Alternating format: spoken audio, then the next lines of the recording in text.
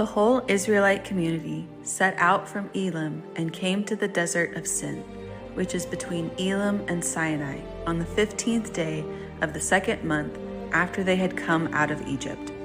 In the desert, the whole community grumbled against Moses and Aaron. The Israelites said to them, "If only we had died by the Lord's hand in the land of Egypt, when we sat by pots of meat and ate all the bread we wanted. Instead, you brought us into this wilderness to make this whole assembly die of hunger." Then the Lord said to Moses, I am going to rain bread from heaven for you. The people are to go out each day and gather enough for that day. This way, I will test them to see whether or not they will follow my instructions. On the 6th day, when they prepare what they bring in, it will be twice as much as they gather on other days. The Lord said to Moses, I have heard the Israelites. Tell them, at twilight you will eat meat, and in the morning you will eat bread until you are full. Then you will know that I am the Lord your God. That evening, quail came and covered the camp, and in the morning there was a layer of dew around the camp. When the dew was gone, thin flakes like frost on the ground appeared on the desert floor. When the Israelites saw it, they said to each other, "What is it?" For they did not know what it was. Moses said to them, It is the bread the Lord has given you to eat. This is what the Lord has commanded. Gather as much of it as each person needs to eat. You may take 2 quarts per individual, according to the number of people each of you has in his tent. The Israelites did as they were told. Some gathered much, some little. And when they measured it by the omer, the one who gathered much did not have too much, and the one who gathered little did not have too little. Everyone had gathered just as much as they needed. Then Moses said to them, No one is to let any of it remain until morning. However, some of them paid no attention to Moses. They kept part of it until morning, but it was full of maggots and began to smell. So Moses was angry with them. This is the word of the Lord. Well, good morning, church. It's good to see you this morning. Oh, my brightness needs to be turned up. Sorry. My apologies. There we go. It's good to see you. Yesterday, let me go rewind a little bit further. About a month ago, I was on my way to work here, and I got a phone call from my best friend. Grew up together to this day, my best friend in the world outside of Kelsey. And he called and let me know that his mom had very unexpectedly passed away. She didn't show up to work. They had called the police to do a wellness check on her house, and she had died on her couch in her sleep. And it was totally unexpected, and it was devastating. She was a woman full of joy and generous love and lots of compassion. And when things in my life, in my home, were becoming unsafe and abusive when I was in high school, she had opened up her home to me, and just as a single mom who didn't have anything, raised her kids and kind of helped raise me. And yesterday we had her memorial service, and I was just so moved hearing the story of her life.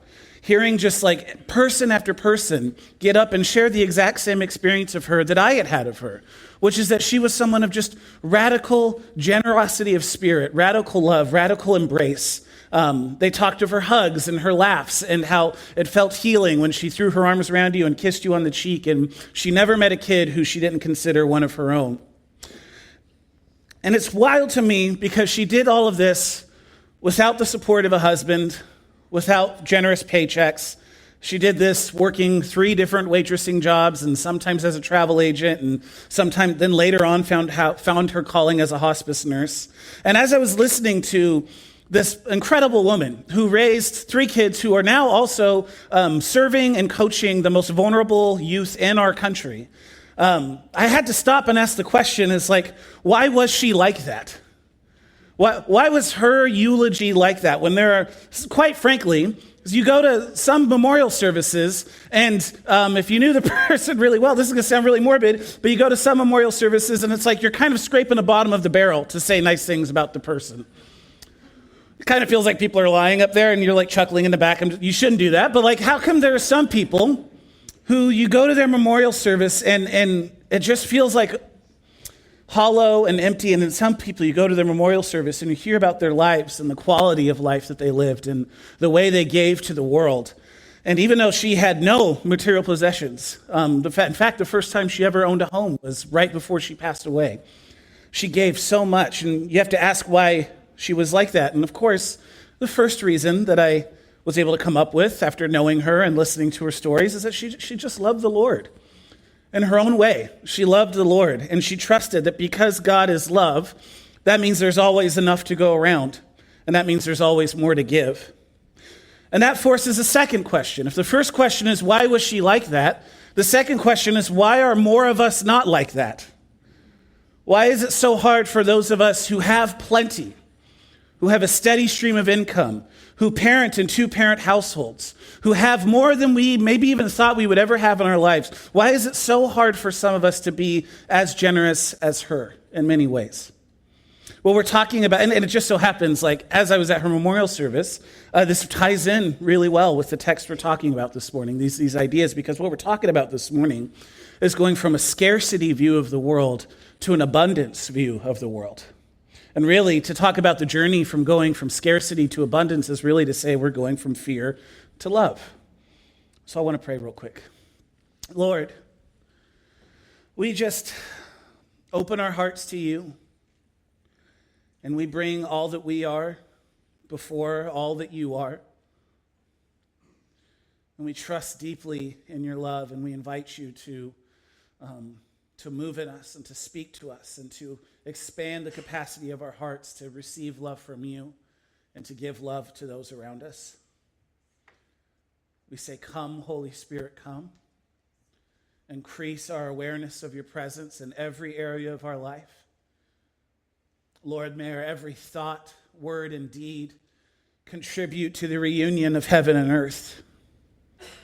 And Lord, would you form the versions of us that are most like Jesus, animated by the spirit of new creation. In your name, amen. I want you to consider a question. 4th of July is coming up, so I want to be sensitive. But I think this is a question worth asking, especially as we're coming up on 4th of July. What is the hardest part about following Jesus in America? What is the hardest part? What about our culture and the way the values of our culture and the way our culture does things? What is the hardest part about following Jesus in America? I want you to hold on to that thought as I dive in real quick. In the 1920s, there was a man by the name of Edward Bernays, and he changed the Western world as we know it. Bernays was the nephew of Sigmund Freud, and he used his uncle's thesis of the human psyche. And his uncle had this thesis that the human psyche was primarily driven by desire and can be manipulated by outside forces. And Edward Bernays took his uncle's thesis of the human psyche and he applied it to modern advertising. Bernays saw how Adolf Hitler had used Freud's theories for their propaganda initiatives. He saw how Hitler used Freud's ideas to twist the most basic survival human emotions, the strongest human emotions of survival, which is I want and I fear. He took what Hitler did with his propaganda and he applied it to the American economic system. Bernays successfully created a link between our desires and between the products companies sell. And all of a sudden, products were no longer being sold based off of the practicality that they offered. They were being sold because they promised you that if you bought this product, you would become a certain type of person. It's not, you didn't buy the product because it was necessarily the best product or because it was the most long-lasting product. You would buy the product because what it sold to you was not just the product itself, but a vision for your life. This is why when you watch the Dawn dish soap commercials, what are the Dawn dish soap commercials? Half the time it's them scrubbing oil off of baby ducks. And those commercials, and you, by the way, you just know they dipped those baby ducks in oil before filming those commercials. But those commercials rarely speak about the quality of the soap. Instead, what they say is if you buy Dawn dish soap, you're the type of person who cares about oil spills and is concerned about dying baby ducks. So you can buy Dawn dish soap and view yourself as a certain type of person. So this didn't just change advertising. This changed the world. After a few years of seeing every major corporation hire Edward Bernays to be a consultant for their business strategy, Herbert Hoover utilized Bernays' methods in his run for presidency. And after hearing about Hoover's strategy after a consultation meeting with Edward Bernays, one reporter wrote this: "The American citizen's first and most important role is no longer that of citizen, but of consumer. Seeing our citizens turned into consuming happiness machines has become key to economic progress."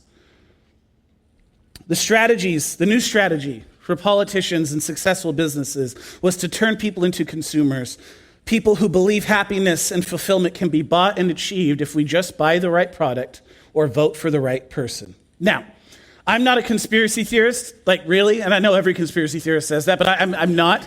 And if that's your thing, like I love you, God bless you, respectfully, find someone else to enjoy that with. Please don't talk to me about them. It's exhausting. But like for you, like if that's what you love, you do you. But it's not exactly a secret that since World War II, there's been kind of a hidden shadow alliance between the power brokers of Washington, D.C., and the businessmen on Wall Street, and the advertisers on Madison Avenue. These three organizations, very, very openly, working together to serve each other's interests. Paul Mazur of the Lehman Brothers said this. He said, "We must shift America from a needs culture to a desire culture. People must be trained to desire, to want new things even before the old have been entirely consumed. We must shape a new mentality. Man's desires must overshadow his needs." And this marks the beginning of what is called planned obsolescence, which is where products are designed to intentionally wear out sooner rather than later. So you have to go back to the producers to consume their products again. Also known as why I want an iPhone every September. Hundreds of corporations and political leaders exhaust billions of dollars a year, all in an effort to convince you that you cannot truly achieve contentment, peace, and joy unless you buy their product or vote for their person. This is why you don't pay to use social media. Your algorithms adapt based off of your interests, and companies pay for ads to pop up on your timelines. The more you scroll, the more ads you're going to see on social media. The more ads you see on social media, the more you're going to want to buy stuff. So friends, social media is not free. Social media is selling a product to businesses, and the product it's selling is you. We live in a culture whose entire economy is based off of the premise that you can and should buy your way to happiness. So what's the hardest part about following Jesus in America? I think resisting this more than any area is the hardest part of following Jesus in America. More than sexual ethics, more than stances on war and violence and peace, I think if there's one area that every political party is in alignment on, it's that it's good to get people to spend their money on things they don't need. And I cannot think of another area of Jesus' teaching where we stand more in contrast with the values that he shows us. We live in an anti-contentment culture, but we are far from the first culture to live like that. The nation that God rescues Israel from was also an anti-contentment culture. Egypt was pro-materialism, pro-hoarding, pro-greed, anti-generous, anti-contentment, and anti-peace. Egypt was willing to exploit, oppress, or eliminate anyone who stood in their way in their quest for more. We're in Exodus 16 this morning, and as my Bible college professor used to tell me, God spent the first 14 chapters of Exodus getting Israel out of Egypt, and he spends the rest of the Old Testament getting Egypt out of Israel. And this is the moment, this here is the moment where God chooses to start that process. For God, the starting point of this process of getting Egypt out of Israel was with the way they viewed their provision and their resources. At the end of chapter 15, Israel is wandering around through the desert for 3 days, and they're already crying out and grumbling and complaining to God. And they finally come across the pond of water, but the pond of water is bitter, and it's undrinkable, and it's probably poisonous. And so they cry out to Moses and Aaron, and Moses goes to God, and God tells Moses to take a stick and bless it and toss it in the pond, and all of a sudden the water becomes clean. Israel drinks the water, and then God leads them to a water oasis where they have more water than they could ever hope for.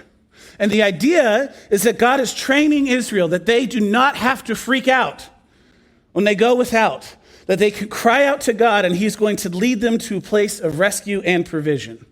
So I want to keep that in mind as we go into our story this morning. We're in Exodus chapter 16, starting in verse 1. The whole Israel community set out from Elim and came to the desert of Sin. The desert of Sin. That means only good things can happen there. Which is between Elim and Sinai, and on the 15th day of the second month after they had come out of Egypt. In the desert, the whole community grumbled against Moses and Aaron. The Israelites said to them, "If only God had let us die by the hands of Egypt. There we sat around pots of meat and ate all the food we wanted, but you have brought us to this desert to starve. God, you've taken us out here essentially to kill us." Again, very similar prayer to what we talked about last week, right? If you wanted to kill us, God, you could have left us in Egypt. It seems as if they have learned nothing. It seems as if they are still grumbling and they're still worried. God's defeat of Pharaoh by no means eliminated all of Israel's problems. And how many of you guys can relate to that? God does a new thing in your life. There's a breakthrough in some part of your life. It could be your job or a marriage or a relationship or with your kids or with your own spiritual journey. God does a breakthrough and you want to just believe, okay, it's all going to be good from here, right? Like God did the thing that I was praying for. He rescued me from what I was asking him to rescue me from, and now I don't have to worry. But how many of you know that challenges are always coming? How many of you have been around long enough to know that you're never going to get to the point where you don't have to be ready for the next challenge? In fact, the people who suffer most in this life are the people who choose to live without the expectation that more pain and more challenge and more crisis is always just around the corner. I'm learning in my own journey with Jesus that much of growing up in the Lord is learning to surrender my desires for certain outcomes. It's learning to surrender my need to control the way things should go and learning to just stop and trust that God is going to give me everything I need when the new struggles present themselves. Theologian Karl Rahner, he says this, he says, if we think that God must be at our disposal as long as and because we serve him, if we think that it isn't right, that things should go badly, if this is how we think, then behind these cherished illusions, there is a false image of God, and that is what we now serve. If these images are shattered by God himself and his life, by his guidance and his providence, then one thing should be clear from the beginning. What is disappearing is not God, but an idol. Translation, what a lot of us say is, God, you will get my devotion so long as you give me what I want. God, you will have my trust and allegiance so long as you do things based off of my desires and my timeline for things to be done. But here's the deal. If we have this view of God, if we believe that God is going to be manipulated and easily contained to our agendas for the world, what we believe is not actually God, but an imaginary friend. Or what we believe is an idol of our own making. Because the real God is wild and free and full of love, but he has his own agenda for the world. The real God has his own agenda for the world, and the good news is that his agenda is always leading to peace and wholeness. The Bible has a word for this. The word is shalom. Everybody say shalom. Shalom is not just a lady who comes up here and sings worship songs with us sometimes. Shalom is the word that the Bible uses to describe the way everything is meant to be. That's the good news.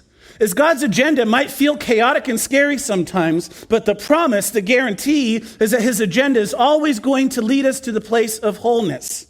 And if you're in a season of life where there's crisis and struggle and pain, and it feels like you're taking punch after punch, if it's not shalom, the story isn't over yet. That's the promise. So even when we're facing the raging seas, even when the army is chasing us, even when we're thirsty in the desert, even when we're wandering in the desert and there doesn't seem to be any food supply, we can trust that God is always at work to lead us to wholeness. And this is the lesson that God is trying to teach Israel in this passage. Not that he is going to zap away all of their problems, but that he can be trusted to care for them no matter what problems arise. I wonder if there are people in this room who feel stuck in their faith because your expectation is that God is going to get you out of something. And I wonder what would happen if you changed your prayer to ask God to help you to get through it instead of out of it. Because in my limited experience, God is just not in the business of zapping us out of our difficult situations. But God is in the business of strengthening us and giving us the strength we need for any given moment. Last week we talked about empathetically anxiety when crisis hits, but I wonder if this week, if the message is maybe we need to stop freaking out every time crisis hits, and maybe we need to learn to sit and trust the Lord. I know this is easier said than done, and God's love is unfailing and his compassion is endless, but at a certain point, he wants us to learn to stop grumbling, to stop freaking out, and to start trusting him. And this brings us to the first observation I want to make this morning, is that Israel's level of anxiety is directly connected to their trust in Yahweh. And the same is true with us. The more anxiety they experience, the more trust they experience, the more peace they're going to experience. The less trust they experience, the more anxiety they're going to experience. The less we trust God, the more anxious we are doomed to be. Listen, Israel as a country, as a nation, was enslaved for 400 years. Let's just try and wrap our mind around that. That's almost twice as long as we've been a country at all. They were enslaved for 400 years. All they knew was the greedy, anxious, hoarding ways of Egypt. Israel thinks they would rather be slaves in Egypt than to live freely in daily dependence on God. 400 years of slavery has taught Israel that deep down, they are on their own. That deep down, the world is scarce and that there is not enough to go around. And so they're in the desert and they're freaking out and they're doing the exact same things they did when they were at the raging seas with Egypt behind them, grumbling and freaking out to Moses. They're doing the exact same thing as they were in the chapter before this when they couldn't find water, grumbling and freaking out to Moses and Aaron. And here they are again, hungry, wanting food, grumbling and freaking out to Moses and Aaron. The same process over and over and over again. And spoiler alert, this is going to happen again for the rest of the Bible. What Israel's demonstrating is what Steve Cuss calls the cycle of anxiety. And Steve Cuss is a pastor and leadership consultant. And he writes that the cycle of anxiety has 4 steps to it. The first step is assumptions. Assumptions are how we make meaning of things that we think we know that we don't actually know. Assumptions are stories we tell ourselves about the world to try and protect ourselves from the world. And so their assumptions look like this. They're in the middle of the desert. They're hungry. The assumption they make is that they're screwed. The assumption that they make is that there is no food. Or maybe the assumption that they make is that God is a cruel prankster who's just doing this to pick on them. Either way, they're making assumptions, and those assumptions lead to reactivity. Reactivity is our emotional response based off of our assumptions. This is the anxiety that Israel is experiencing. And that reactivity will lead to stuck patterns, which is reoccurring predictable behaviors that keep us handling things the same way over and over and over again. Is this speaking to anybody? Or is it just me? Assumptions, reactivity, stuck patterns, and then lastly, attempted solutions. This is the way we attempt to get out of the pattern, but actually just reinforces us and keeps us in the pattern. And this is exactly where Israel's at. This is the cycle they're dealing with. Their assumptions, their reactivity, their stuck patterns, the groove they fall into, and their attempted solutions.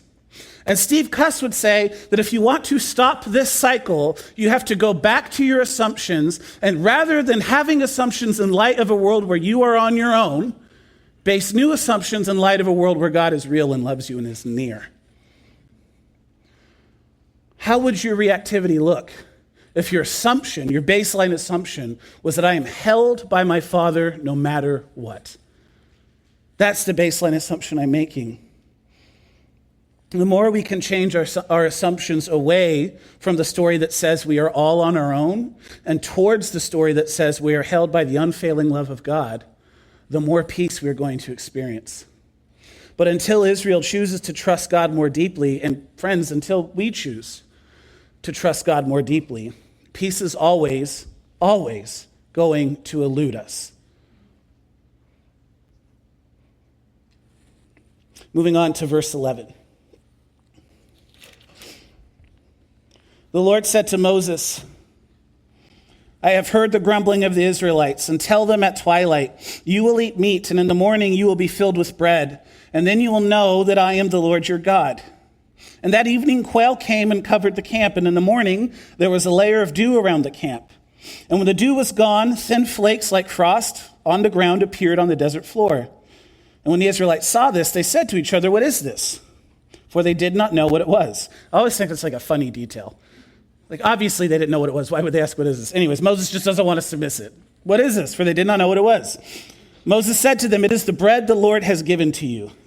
This is what the Lord has commanded. Everyone is to gather as much as they need. Take an omer for each person you have in your tent. The Israelites did as they were told. Some gathered much and some little. And when they measured it by the omer, the one who gathered much did not have too much, and the one who gathered little did not have too little. Everyone gathered as much as each person needed. Then Moses said to them, no one is to keep any of it until morning. And here's the key part, verse 20. However, some of them paid no attention to Moses, and they kept it until morning, but it was full of maggots, and it began to smell. And so Moses was angry with them. Israel left Egypt, likely with the expectation that God was going to lead them to the same opulence that their Egyptians overlord had over them. They left, they had only seen the ways of Egypt. So they left with the expectation that they were going to be led again into the ways of Egypt. And they're struck by this interesting kind of tension here, because what God is offering is abundance. What God is offering is enough to go around, but what they want is opulence. Abundance and opulence are not the same thing. They want more, more, more. Opulence is driven by fear and anxiety and greed. Abundance is driven by the faithful expectation that God is going to give us exactly what we need. The story of bread and meat, it confronts Pharaoh's story. Pharaoh's story is rooted in anxiety and a belief that the world is scarce and there is not enough to go around. But by introducing a radically different story, God introduces a new story of abundance.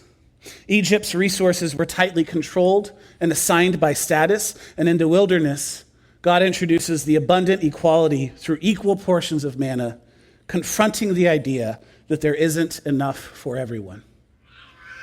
And this brings us to this, amen, this brings us to the second point. God's vision for provision is more daily bread in the desert than storehouses in Egypt. God's vision for provision is more daily breads in the desert than storehouses in Egypt. Old Testament scholar Walter Brueggemann, he draws attention to God's command not to hoard the manna. He writes, people in the wilderness immediately try to replicate the ways of Egypt by storing up manna and hoarding out of anxiety and greed. And what happens when they hoard the manna? Spoilage and maggots. What happens when they take the good gift God has given them and they hoard it out of fear and greed? That good gift becomes a defiled gift. That thing that was meant to nurture them and provide for them becomes the very thing that leads to their demise. Listen, we cannot miss this, because if we make God's good gifts ultimate things, as Tim Keller would say, when we make good things ultimate things, they become idols, and idols only steal from us. They never give to us. This challenges the consumerist systems of our day, the consumerist ideas that we live by of self-sufficiency and greed, which is a story that we are discipled into every single day in our country. Robert Westnow, he's a sociologist, and he says people worry about money no matter how much money they make. So if you think, if I just make it to the next tax bracket, I'm not going to worry about money. Guess what? Every person I know who made a little bit more money still worried about money. People worry about money no matter how much money they make. We live in a materialist culture, and we want money and possessions. And very few people have heard a powerful voice telling them to resist those impulses or how to resist those impulses. And then catch this. He says, organized religion has not done a good job of challenging people to examine their lifestyles. And church, okay, El Jefe is on vacation, and now I'm talking about money, and I just feel a little weird right now. So in church, we often talk about tithing and giving 10%, and then we say nothing about the other 90%. And I grew up in a tradition where our financial ethics was essentially, you give your 10%, and the other 90%, as long as you don't go into debt, is yours. Doesn't have anything to do with God. You do with it, you do whatever you want to do. And when we adopt this mentality that the other 90% is mine and the 10 is God's, our resources become maggoty and spoiled. I know I'm touching at something very sensitive here. I know how important money is, because I know how important it is to me. And I'd be shifting in my seat a little bit if I were sitting where you're at. But I'm not. I'm up here. I get to talk about it. Richard Foster says, consumerism is a rival religious philosophy about what constitutes blessedness. We in the West are guinea pigs in one huge economic experiment in consumption. We now have more than enough data to conclude that, shocker, Jesus was right all along. Greed or more stuff than we need, it does not lead to the good life. Instead, when the external pull of propaganda comes together with the internal push of greed, the result is the sabotage of the very life we crave. We live with a nagging sense that we will never have enough. Friends, there's a reason that Jesus taught us to pray for our daily bread.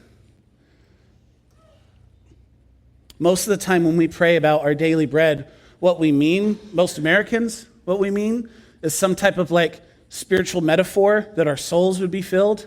And that's not wrong. I'm not saying don't pray like that. That's definitely part of it. But there's a lot of people in the world who, when they pray for their daily bread, it's because their daily bread is not promised. It's because the next meal is not guaranteed to them. They pray for their daily bread out of desperation. And God is offering something to Israel much more powerful than the storehouses of Egypt, than all the food and money that Egypt could provide. He is offering the lived experience of daily dependence on him. But we're independent people. That is in our blood. The idea of being told that what God wants is daily dependence on him challenges the very stories we're told from the moment we're born. But the more we deepen our trust in him, the less reasons we have to fear anything.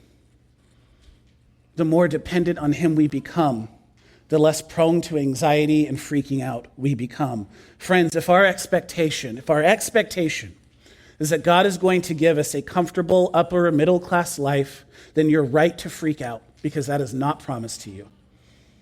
But if your expectation is that we will have our daily bread, and that God will provide what you need when you need it, you never need to freak out. The only way that we can ethically square hoarding, the only way that we could ethically square keeping our stuff and keeping it as ours and not sharing it with the people in need, is if we believe that the highest laws that we live by are independence and our own personal happiness. If that's the highest law, then yeah, do what you want with your money. But if you're a follower of Jesus, the highest law is not independence, freedom, and happiness. If you're a follower of Jesus, the highest law is love of God and love of love of neighbor. If the highest law is love of God and love of neighbor, hoarding becomes unjustifiable. And this brings me to the last point I want to make. Hoarding is a symptom of anxiety and greed, and the cure is generosity and contentment. These are the laws of Egypt's economics: anxiety, scarcity, accumulation, control, and violence. There's not enough in the world. That freaks me out, because I believe there's not enough in the world. I have to accumulate as much as I can. And once I've accumulated as much as I can, I control as much I've accumulated as much as I can. And I react in violence to people who might threaten what I've accumulated. Or I act out in violence to take what other people have accumulated, because I don't believe there's enough in the world. So much of how we are conditioned to think about money and resources is a direct reflection of the economy of Egypt. You see why I say this is the hardest part about following Jesus in America? The way we think about our resources is like a different world than what Jesus is talking about. Tim Keller writes this. He says, "It is always crucial to remember that our beliefs are formed not only through reason and argument, but through social conditioning, in our case, modern advertising. Beliefs seem plausible to us if they are held by people we admire and whose approval we desire. Our social and cultural location make us much more open to some arguments and less to others. The only way, therefore, to be as thoughtful, balanced, and unprejudiced as possible is to be highly aware of your cultural biases." And I would argue that when it comes to wealth and stuff and contentment, our cultural bias has a lot more in common with Egypt than it does with Jesus. So if the economics of Egypt are anxiety, scarcity, accumulation, control, and violence, The economics of Jesus are trust, abundance, generosity, surrender, and contentment. Trust. There is a direct correlation to the level of peace we experience and the level of trust we have in God. Abundance. I am convinced that God did not mess up and make too many people and not enough stuff. Generosity. We are not recognizable as followers of Jesus if we're stingy. The God of the Bible cannot be properly understood through a stingy mindset, and Jesus cannot be properly followed without generosity. Notice in Matthew 6, Jesus teaches about giving to the needy. He says, when you give to the needy, not if you give to the needy. The expectation for Jesus is he doesn't even have to teach that you should give. He's teaching how to give and when you give. He assumes that if you follow him, you are giving to vulnerable people. Surrender. The earth and everything on it is God's. The earth and everything on it is God's. We are stewards, caretakers of everything that we've been given, but none of it belongs to us. And we are to surrender our agenda for our resources to God's agenda for our resources. And lastly, contentment. Richard Foster writes, contentment is the inward reality of a single-hearted focus upon God and his kingdom, which results in an outward lifestyle of modesty, generosity, and unpretentiousness, and which disciplines our hunger for status, glamour, and luxury. Contentment. Now, I've said a lot. I want to just point something out here real quick. I am not very far on this journey. In fact, I have to confess that I am really bad at the stuff we're talking about, that I might be first in line of people who like to buy stuff. I'm going to show you a picture, and I'm going to ask you not to judge me. Let's go ahead and throw this picture up here. Behold my disease. These are DVDs that I have been buying. My whole living room wall is covered with DVDs that I've been buying since I was 10 years old. When I think about how much money and what I loved about this bookshelf is that there's room for more. What I think about how much money has been spent on these DVDs over the years, and I think about the stuff we just talked about, makes me a little sick to my stomach. This is not me having had this figured out and telling you what to do. This is one beggar telling another beggar where to find bread. I am not very far on this journey, but I can tell you that for the little that I have walked, my wife and I just making decisions that no matter what our tax bracket, no matter how much money we make, we're always finding ways to give to people who are more needy and more vulnerable than us. Always, no matter what. Just that one principle changed our finances radically. I'm not a prosperity gospel preacher. I think you've probably picked up on that by now. Not a prosperity gospel guy. But there is something about saying, God, all of this money is yours, and all of a sudden you realize, oh my gosh, there's more than enough. There's more than enough for me, and there's more than enough for my neighbor. My dad worked hard my whole life. And worship team, you can go ahead and come on up. My dad busted his butt hanging sheetrock my whole life, working 60, 70, 80-hour weeks. And when I was 12 years old, my mom developed an addiction to Oxycontin. And by the time I was 16 years old, that addiction to Oxycontin had turned into an addiction to heroin. And that money and all the work that my dad did and all the stuff we accumulated in the house and the cars, slowly through her stealing and through other people stealing from her, it all went away. And when I was 17 years old, we had to foreclose our house, and my family moved into the attic of a friend's family. And it was the four of us having gone from a generously sized 5-bedroom house to a little attic with all four of us crammed and all of our stuff contained to a tiny storage unit that we could even barely afford that. And now my dad is 75. He lives with my wife and I. And he looks back, he could be tempted to look back on his life and all of the hard work he did and feel like he has nothing to show for it. In 2020, you guys remember that? Everybody was totally normal that whole time. 2020, things were crazy. Things were crazy. And it was right around this time that my dad was finally gaining some new financial stability. And when I say new financial stability, I mean able to rent an apartment. Right, so finally getting his feet under him a little bit. Where I lived in the Willamette Valley in the summer of 2020, while everybody was kind of contained and locked up and freaking out about everything, we had the biggest fire that the city of Springfield had ever seen, so much so that they were literally evacuating people, and we had to open up the church parking lot for camping tents and trailers and all that stuff. It was awful. Lots of people died. Lots of people lost their stuff. And I will never forget going to one of the fairgrounds there where a lot of the people were kind of sequestered and waiting for resources and a new place to live and clothes and food. And I see my dad pull up, and I see him just unloading a bunch of toothbrushes and toothpaste and shampoo, and I see him with his envelope that he doesn't keep his cash in banks because he doesn't trust the government, so he keeps his cash on him. And so I know what his envelopes of cash look like. And I see him taking this envelope of cash, and I see him giving it to the people who are organizing resources for these people. And I look at my dad, who has every reason to believe there's not enough to go around. And I look at him giving out of his just a little bit that he had. And that's how I want people to talk about me at the end of my life. I don't want people to talk about my car or my house or the vacations I took, or the stuff that I bought and the clothes that I wore and the shoes that I wore and the new iPhone and the new MacBook and the books and the DVDs and all of that stuff. What I want to be able to say at the end of my life is that people looked at me and said he gave generously no matter how much money he did or didn't have. And friends, that's the invitation for us. A life of radical generosity.